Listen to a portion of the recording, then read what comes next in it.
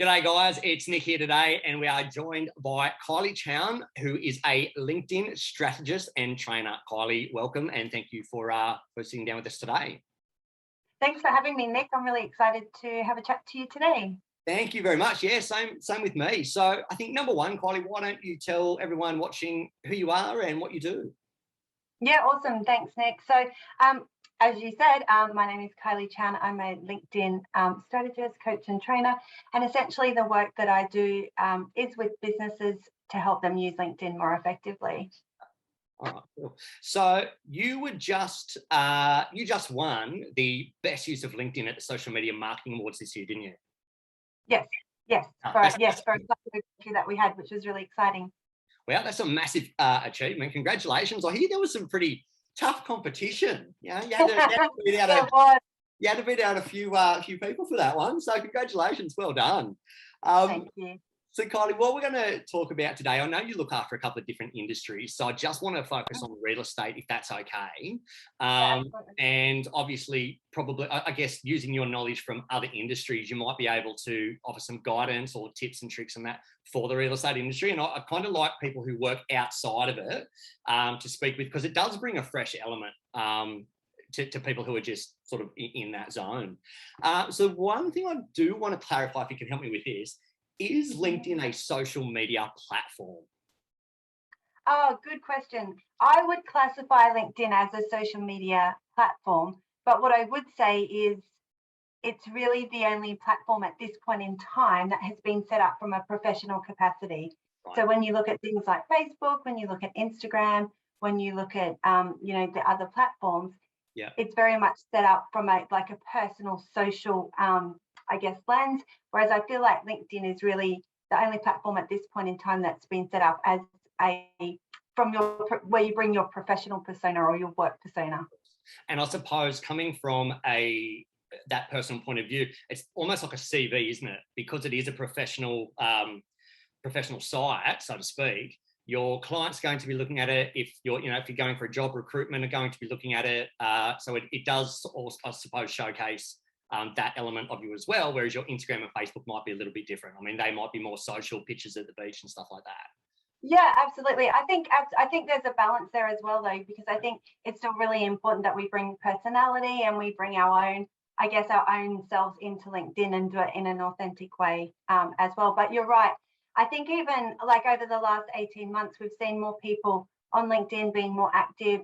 And what you kind of touched on with the concept of the CV, it's that concept of digital first, where people will learn about you online before they meet you in person. And I think even us, we met on LinkedIn before I even talked to you. So perfect example, right? 100%.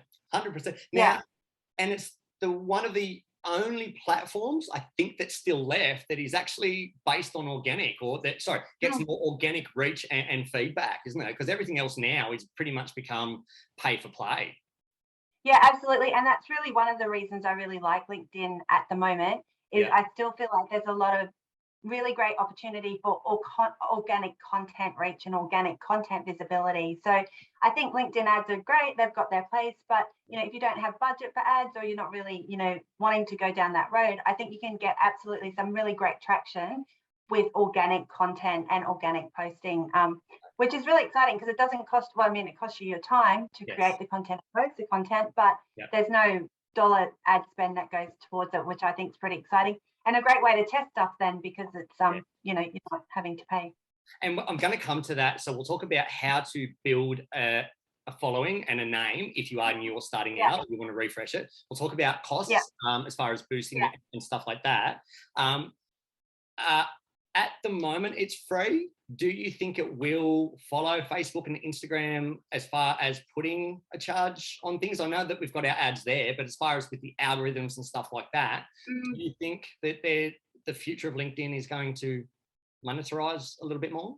Oh, I don't know. That's a good question. I think when I do a training, we do an exercise where I get people to scroll through their newsfeed and see how many posts are actually promoted posts. And it's typically between maybe 20 and 25%. So there is actually quite a lot of promoted content on LinkedIn at the moment, or advertised content. But I think it's done maybe a little bit more subtly than other platforms, so it's not as obvious. Okay, I've got to, okay, it's just coming in my head and I've got to ask you. Okay, it's not even on my list here, so if I can ask it now to get it out the way. Yeah, of course. The in-mail, like number one, the in-mail stuff. I get the alerts and I think someone wants to have a chat with me and all these kind of things. So number one, the in-mail alerts, so you can pay for messages to go. Yeah. But can we talk about LinkedIn etiquette for a second? Yes. I get so frustrated when someone will send me a friend request or a connection. And then I know there's the auto, so if they've sent you a message in it, you hit accept and then the message comes up. But I am getting absolutely smashed with people who just don't take no response or don't take no as a response. What's the etiquette with that kind of thing? Because I've got some people that send me like 2 or 3 messages a week. How does that, what's the etiquette? If you're, okay, let me rephrase that a different way. If you're trying to grow your network and grow your audience, how is the best way to go about connecting with somebody? Yeah, great question. And I think what you've just expressed there is very typical of what I'm hearing. And again, I think it's as a result of maybe the last 18 months that if we kind of go back before that, people were doing a lot more face-to-face interaction. I think then COVID came about, everyone went online and it was kind of a bit of a panic. And they're like, we'll just do it all online without maybe not necessarily having the thought behind it. So I think absolutely we're seeing a lot more of that experience within the messenger. I've got one on my phone at the moment and they've sent me 7 messages and I'm like, right, I want to see how many you're going to send me because I haven't replied to any. But I think it's exactly like what you've just experienced is what we don't want to do. So I think if we're going to reach out to people on LinkedIn and we want to have a conversation with them, like I say, I think of it like volleyball or table tennis. Like you hit the ball, you want them to hit it back. You want to get into a bit of a rhythm and a conversation. Someone sending 3 messages without a response isn't a 2-way conversation. And a really great, and I know it takes more time. I totally appreciate that, but typically what I'd say to people is go to someone's profile, say one thing about you, just one, not everything, one, but say something about them. So it would be, hey, Nick, came across your profile, noticed that, because I know that you got an award in the Social Media Marketing Awards, congratulations on your award. And then ask a question, would you like to connect, ? So I want to ask a question because if I ask a question, then you're more likely to respond to me. And if I don't ask you might not want to connect with me. Do you know what I mean? And I don't want to go to that conversation assuming that you do. So I think one thing about yourself, one thing about them, and then ask a question and look at how you can get into a conversation as opposed to a one-way conversation. Well, that's it. And that's like I think that the whole crux of this whole conversation is it's a conversation. It's not a sales pitch. It's there's portals and there's programs and things like that if you want to sell something. If you're starting a message, it's a conversation. And I think what gets up my nose a lot is like you were saying is I will get I don't like the hey, I came across your profile, because if I saw that, I'll just that's another one, and I just wouldn't even engage with it. But the thing that I hate the most is number one, it's all about them. So I'm sending a message talking all about them, but there was one I got. I think it was on Thursday or Friday, and I get about 10 of these a day almost. It's like, hey, we do web design and social media management and blah, blah, blah, blah, blah, blah, blah, blah, blah. Are you interested in our services? And I'm like, did you read my profile? Like, did you bother to even look at me? Because it just discredits you like that. It's like, mate, you've got no idea. You've done no little research. If I was such an interesting contact to have, that's what I always get. You look like you'd be interesting to have or to connect with the others. Like, mate, you know nothing about me.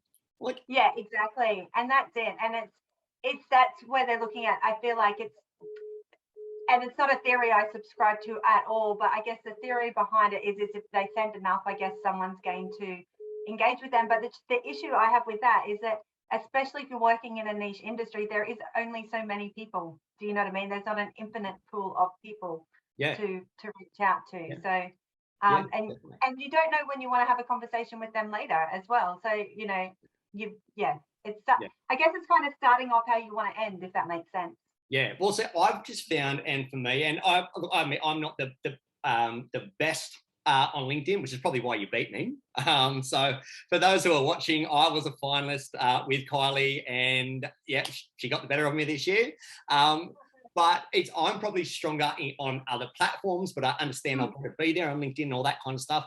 I found kind of what worked for me most before I started messaging people was I started to build that relationship, I suppose, by liking their stuff and commenting on their posts first. So then that way it was kind of a warm up. If an agent put a sale up, congratulations, great result, or something like that, they'd like it, comment, whatever it was. So then all of a sudden, it's always a strategy. After a month or so, then you send a message, hey mate, so you're doing really well.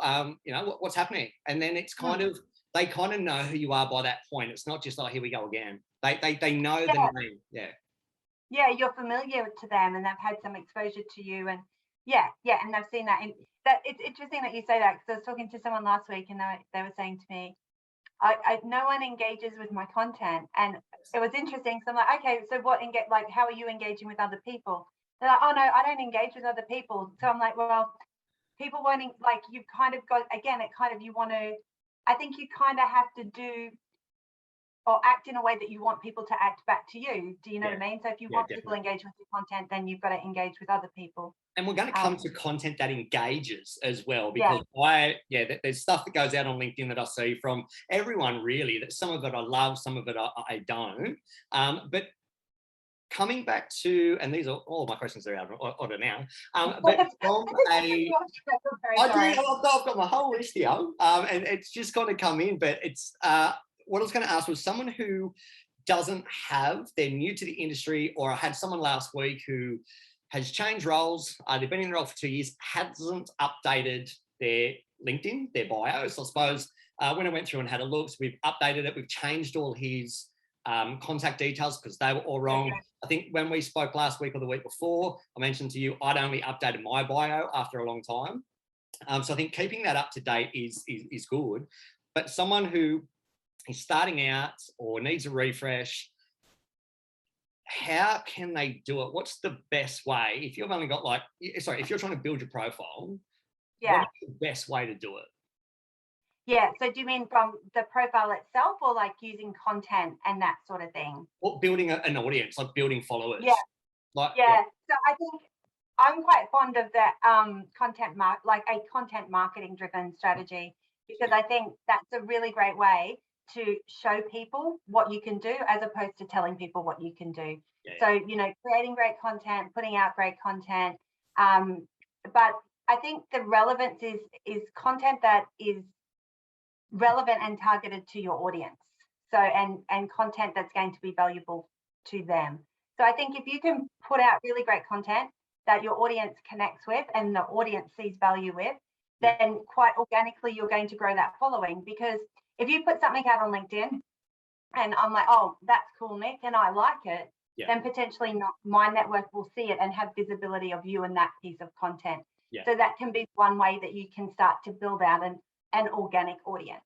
Yeah, and there's two things to that. So when I was starting to build Bespoke, what I started to do was I went to different, like we're doing now, I went to different people and said, hey, I want to talk about this. Would you jump on a video with me?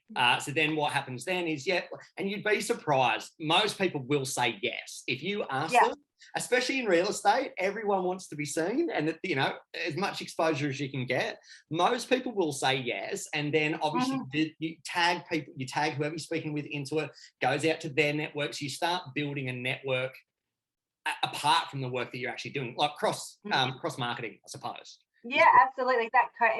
I think there's a lot of value in co-created content.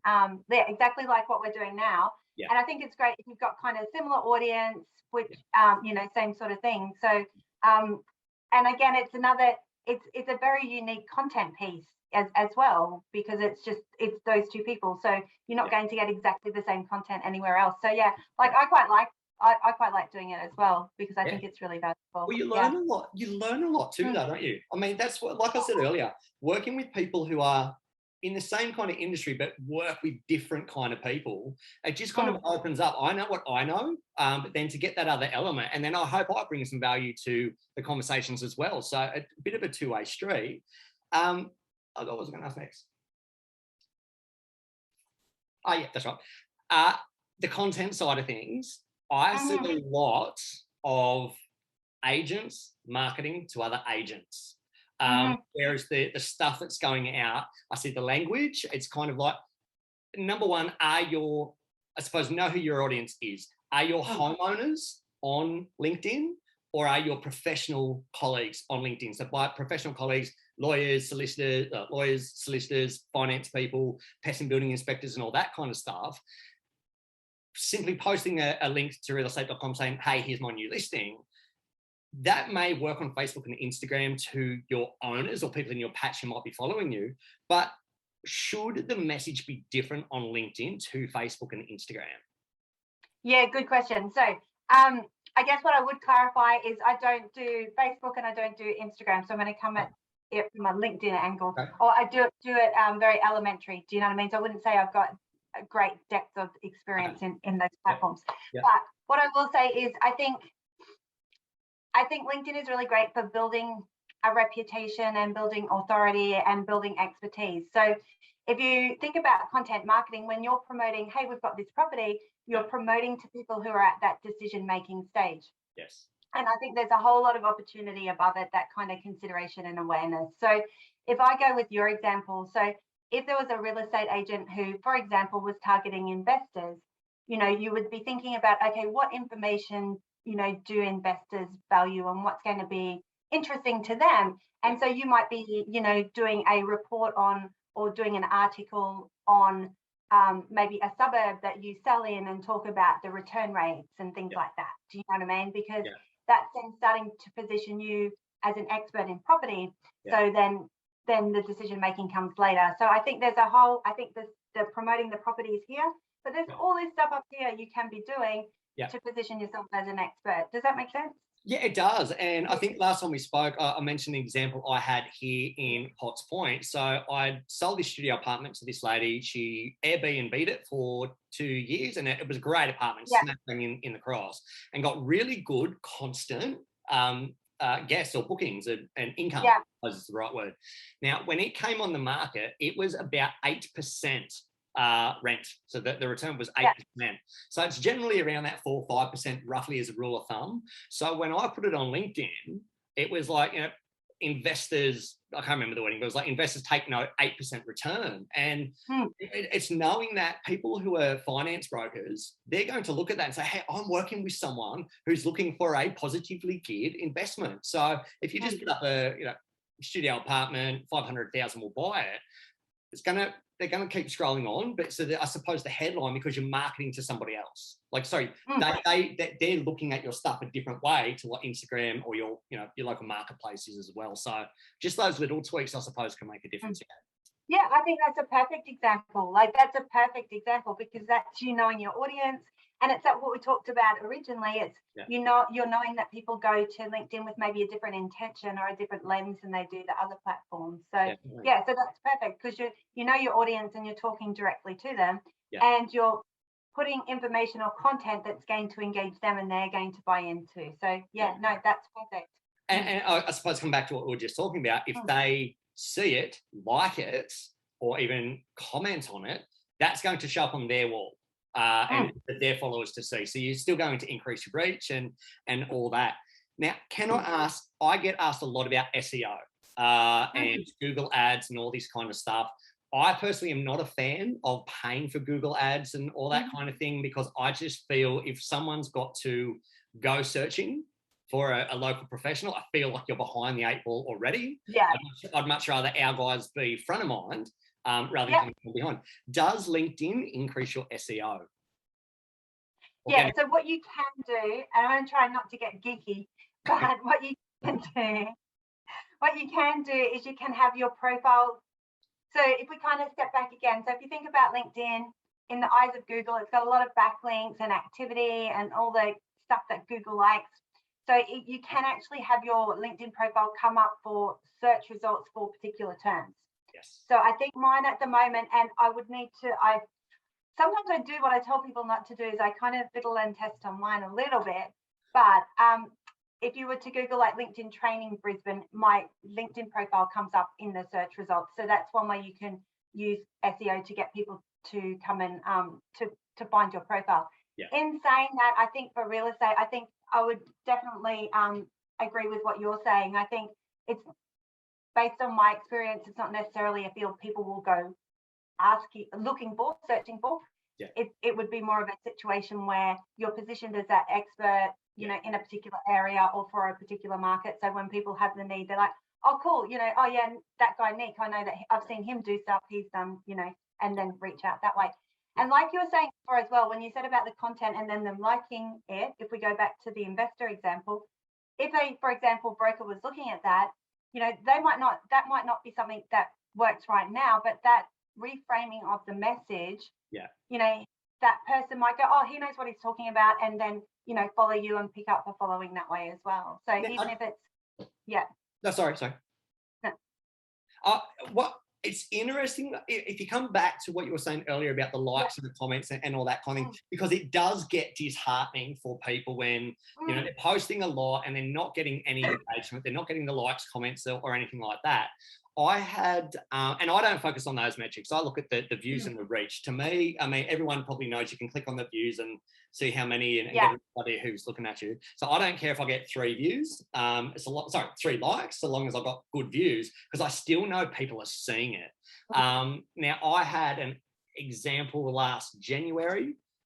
I had somebody message me through LinkedIn, said, hey, Nick, I've seen this stuff, been meaning to reach out to you for a while. Can we catch up and have a chat? And I was blown away because, number one, I didn't even know this person followed me.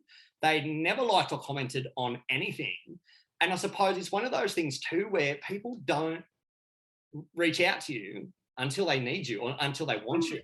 So I think if you're not getting high numbers, is that something to be concerned about?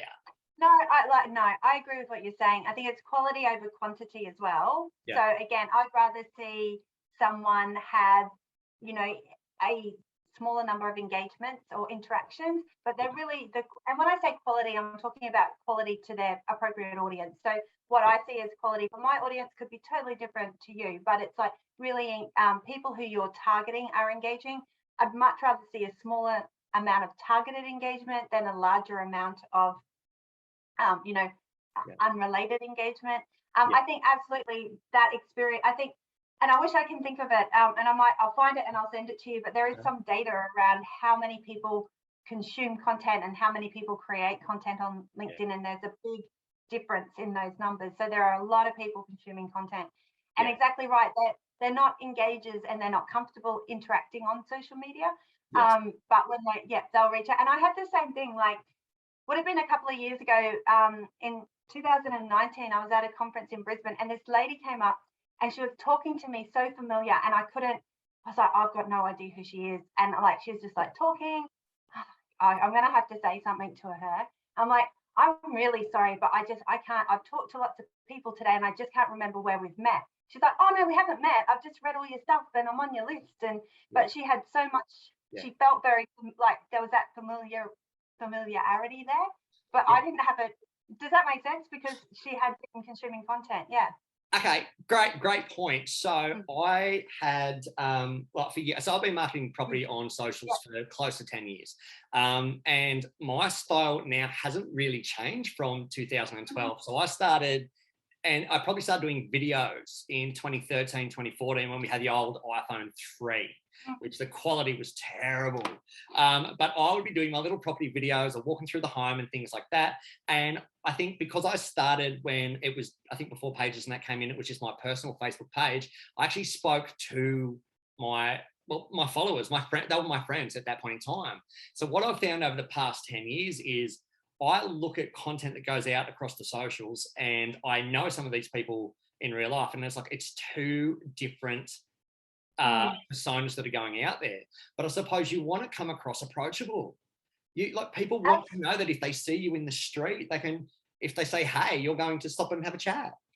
Oh, absolutely. And it's that consistency. So it goes back to that digital first. So when, especially as you grow out your network to people who you haven't met before or people you don't know, you know, you just want them to have a really great experience as well. So if they've seen, for example, your great videos, and then they see you at the coffee shop, or see you at a property, or something like that. That it's just that consistency of experience, and it's that digital first. So they meet you online, and you just want it all to work nicely.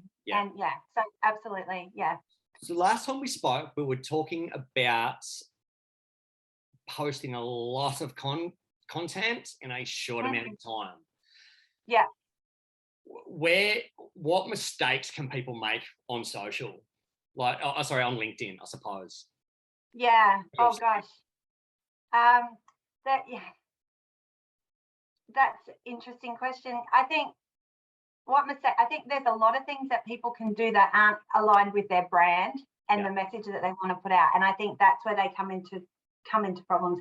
I think if I think from a content perspective, if I was going to say what are 3 mistakes that people make with content on LinkedIn, I would say they go for quantity over quality, so that they just smash stuff out which isn't necessarily relevant.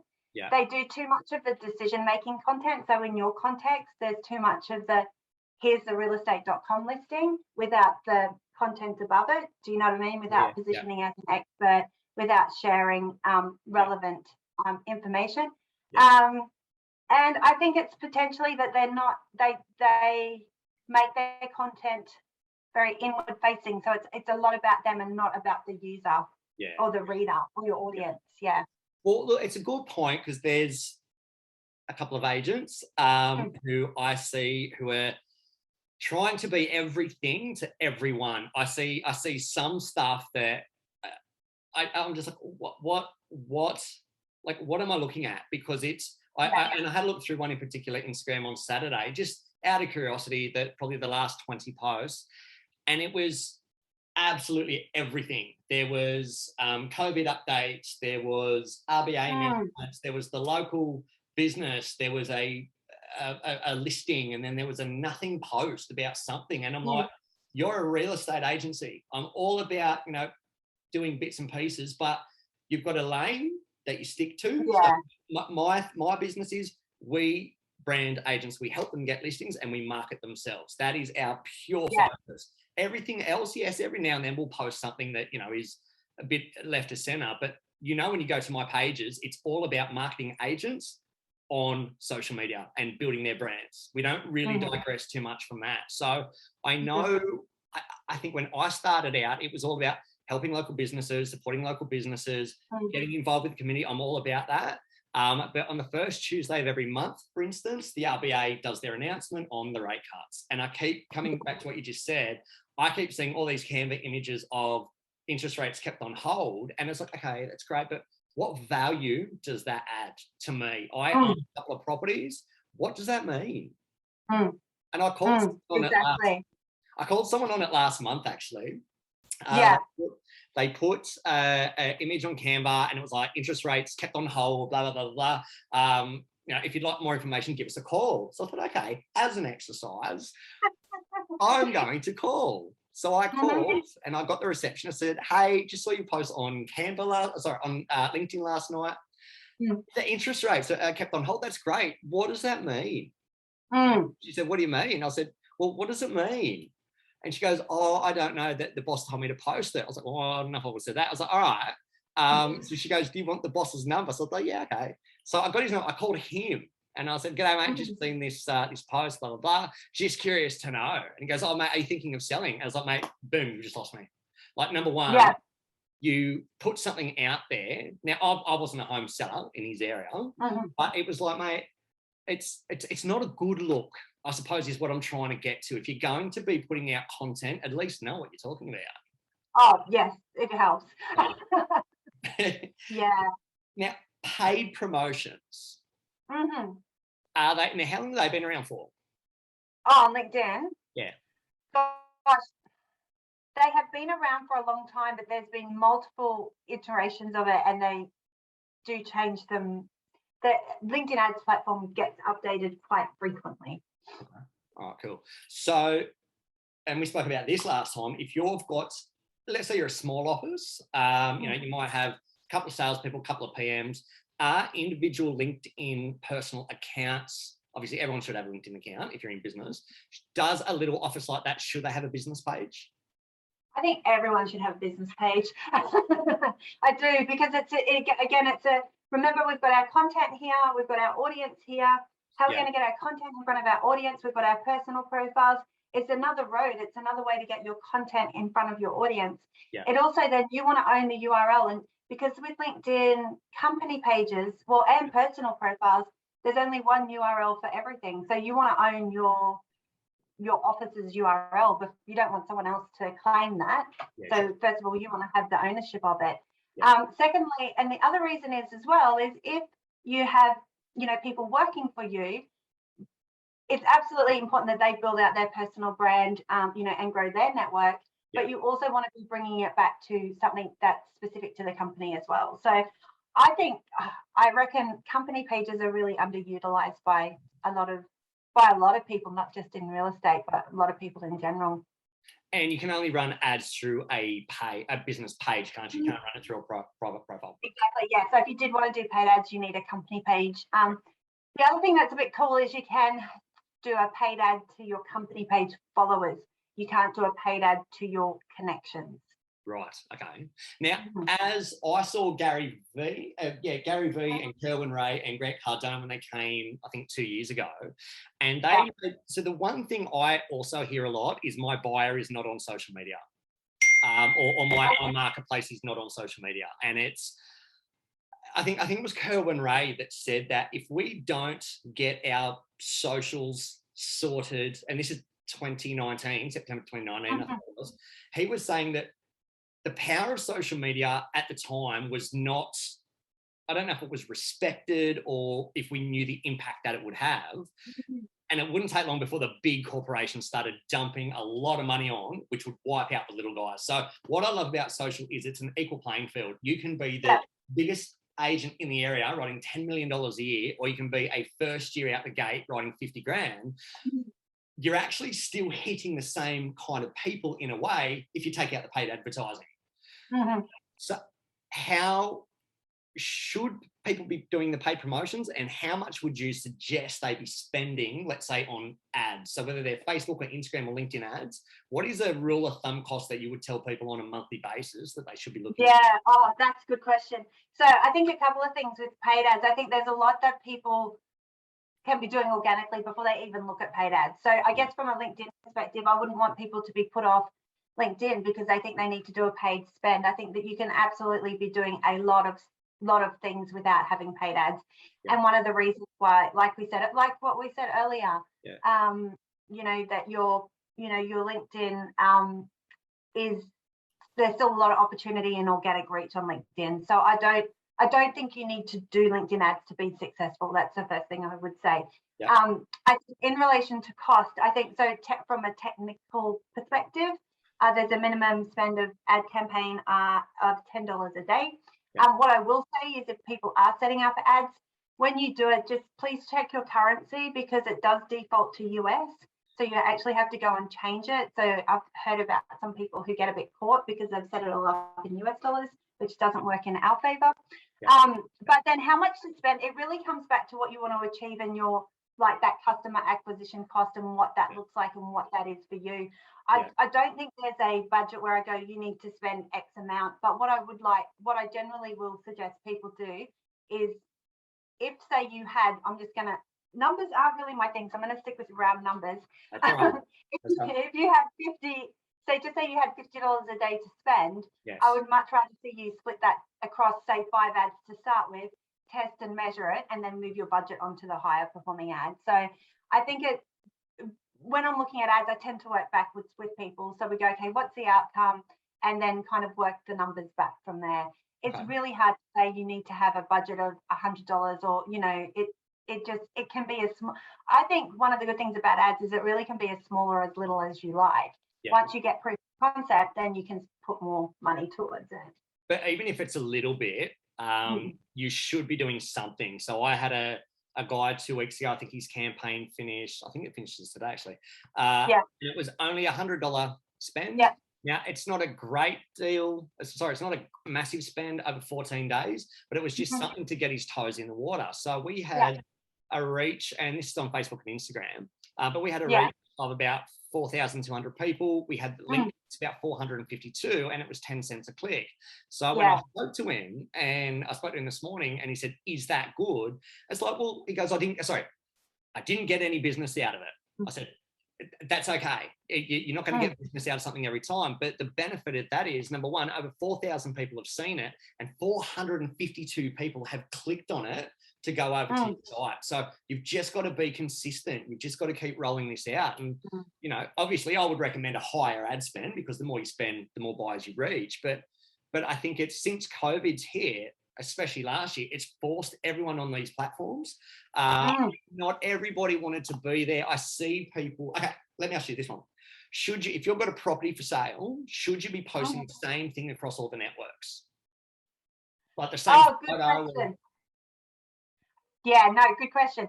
Yeah. I think you can have the same message, but the narrative needs to be different. So going back to the example we had before, if you had that property for sale and you know your audience on LinkedIn is your mortgage brokers, then you want to be talking about investment return rate and things like that. If you're posting on Instagram and you've got a different audience, you would talk. So I think each network would have a different audience, and that's going to direct the narrative you have around your post. So I think you can post the same theme, but you have different message. Yep, definitely. Look, that's all I had. Was there anything else you had from our pre-chat? No, I don't think so. No, okay, no. Okay, why don't you take the opportunity to tell everyone? So, guys, like I was saying, Kylie is a LinkedIn strategist and trainer.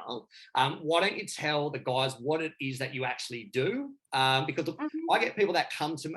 I'm not a trainer or a coach when it comes to LinkedIn. That's not my strength. I can sort of help you with the content side of stuff, but what is it that you do that can help agents who are, you know, maybe just need a refresh? Or because it's such, like you were saying earlier, it's such a crowded space, and there is so much stuff going out there to the world now. It's, how does someone stand out? So what is it that you do, and how can you help people?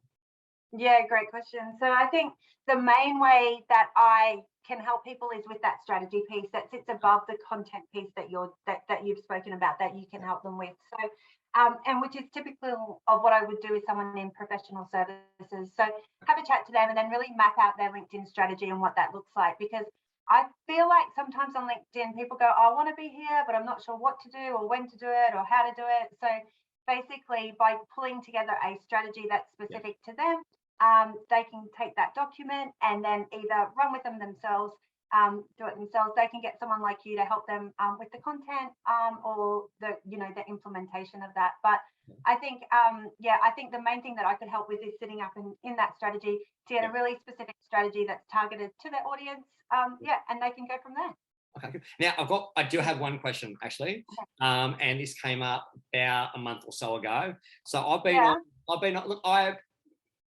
probably not the most professional when it comes to LinkedIn. I do sort of go off in my own way, but it has worked for me. But on the flip side to that, there are a lot of online trolls who are out there. Now, unfortunately, it was rough over Christmas. There was a group or something like that just obviously had nothing else to do. But it's come up again like a couple of times, and this is just me, and I can wear it kind of now, but I do see a lot of people who are wanting to do something different, but don't want to do something too different to stand out, because there are dedicated pages to basically bully and harass other people within these are coming from within the industry against the industry. So it's something that we're trying to work with the governing bodies, but we're not getting very far. That fear to post, and I see this a lot. So people, even when I try to get them just to do a video, like promoting the latest listing or something like that, they are too scared. They're either camera shy, or they don't want to get made fun of, or they don't want their stuff shared. What would you say to someone that is too scared to post because they might get negativity or they might get negative comments? Yeah, I think there's a lot of people who feel that way, and I think it's to me, when I'm working with people who are like that, we just want to do one step more. Do you know what I mean? So I think it's going to be really tricky.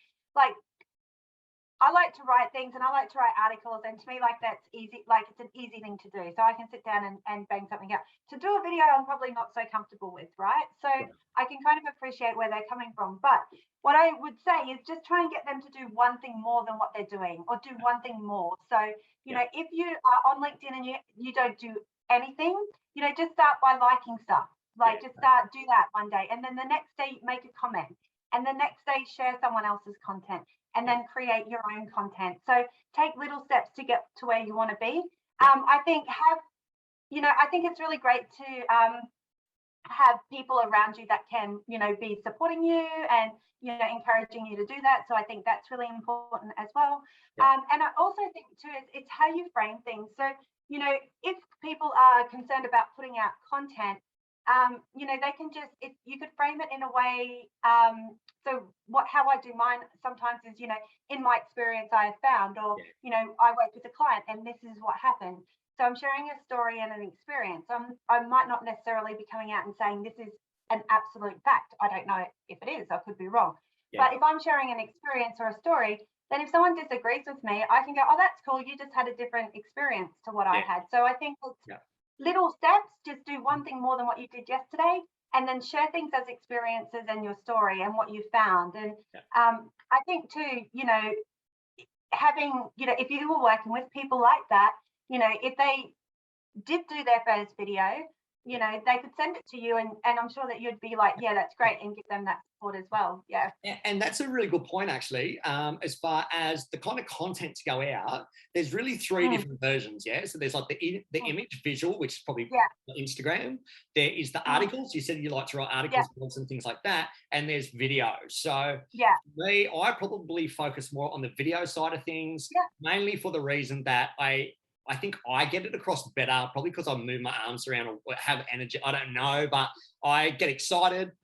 I'll do a video and I hope it comes through. But my spelling and grammar is terrible. And the thought to sit down and spend half an hour to write an article just scares me to death.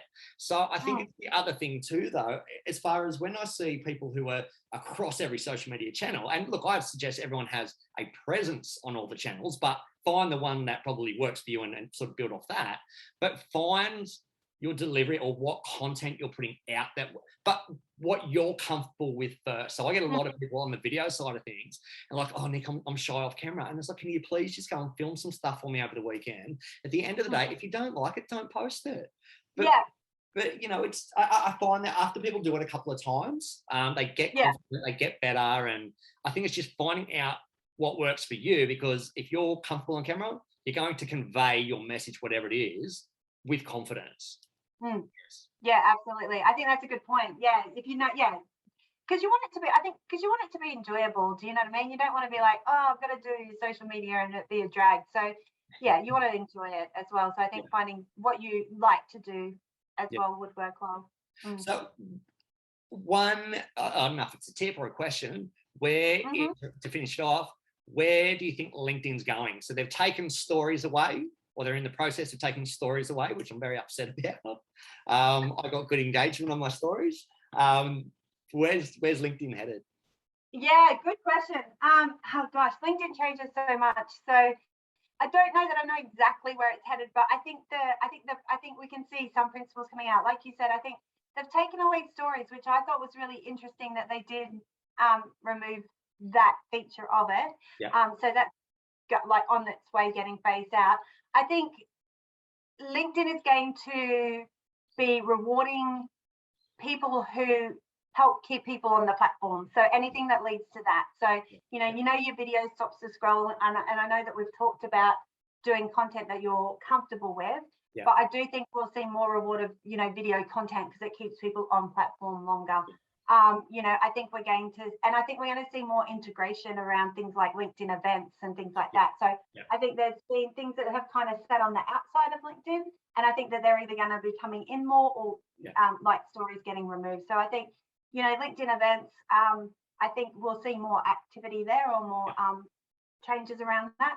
I would like to see improvements in LinkedIn groups. I don't know if we'll get there, but I think that's a missed opportunity from a LinkedIn perspective. Of course. That's more of a wish than a prediction. But I think Yeah. So yeah, I think LinkedIn events, I'd like to see LinkedIn groups, but anything that keeps people on LinkedIn are going to reward you with more visibility. So videos, consistency, and all that sort of stuff. All right, cool. I know I've said it 3 times, but last one, I promise. Just on the video side of things, I see a lot of people who are, if they've got a property video or the link to well, let's just go with property video. They're posting the link to their website, which will take them back, and obviously that's the goal, to get them to your website to look at the property and look at the listing and all that kind of stuff. Should they be posting a link to YouTube or their website which holds the stuff, or should they just post the organic video, upload the video, and then put everything in the caption? Will LinkedIn reward them for doing it that way, or penalise them, or does it matter? Depends on your strategy. So if you want to send traffic to your website, send it to your website. Yeah.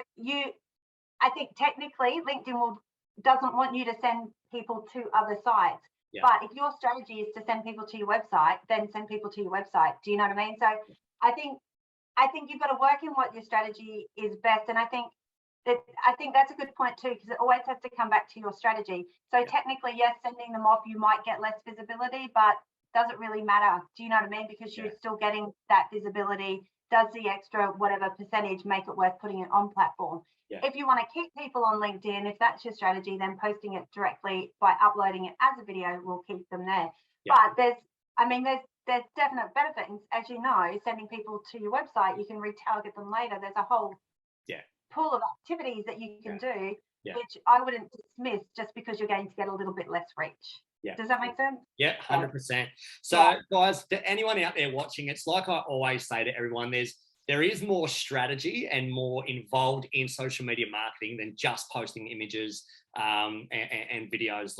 Like you were saying, Kylie, it's got to be a well thought out strategy and roadmap to get the end result. So I'm big for having, okay, this is what we're doing this month, this is the objective, or this quarter, this is what we want to do. Is it building the website? Is it building our brand? Is it whatever it is? And then coming back to that. So I see a lot of people on the fly out there who are just posting ad hoc. That's fine. I don't mind if people post their day-to-day stuff, but still have that strategy in place. If you're going to do LinkedIn lives and things like that, maybe have a designated time so as people know to tune in. But this is where people like yourself add a lot of value to businesses, because social it's a powerhouse now, and I think it's only going to get bigger. So to get that strategy right, that is absolute key to your success. Yeah, absolutely. Yeah. And that's what it comes down to. There's so many questions I get asked, and I'm like, well, it depends. And I find myself coming back to that all the time. Well, it depends on your strategy. Like, people will say, who do I connect with? What do I post? What do I do? Do I do video? Do I do tech? Well, it depends on your strategy. So I think that's really key. And that's what keeps people on track as well. Because I think, yes, the ad hoc posting is good. And it is great in the way that you can showcase give little bits of insight into things that are going on. And it's really personable. But it needs to have an underlying purpose or anchor into what you're doing to keep it sustainable as well. All right, cool. Well, Kylie, thank you so much for joining us today. So we're going to pop your details down below and in the captions and wherever it is people see this. If they like to discuss their LinkedIn strategy, I'm sure you're happy to have a chat with anyone who reaches out. Yeah. And thank you very much, and we'll talk to you soon. Thanks for having me. It was great to chat to you, Nick. You too. Thank you.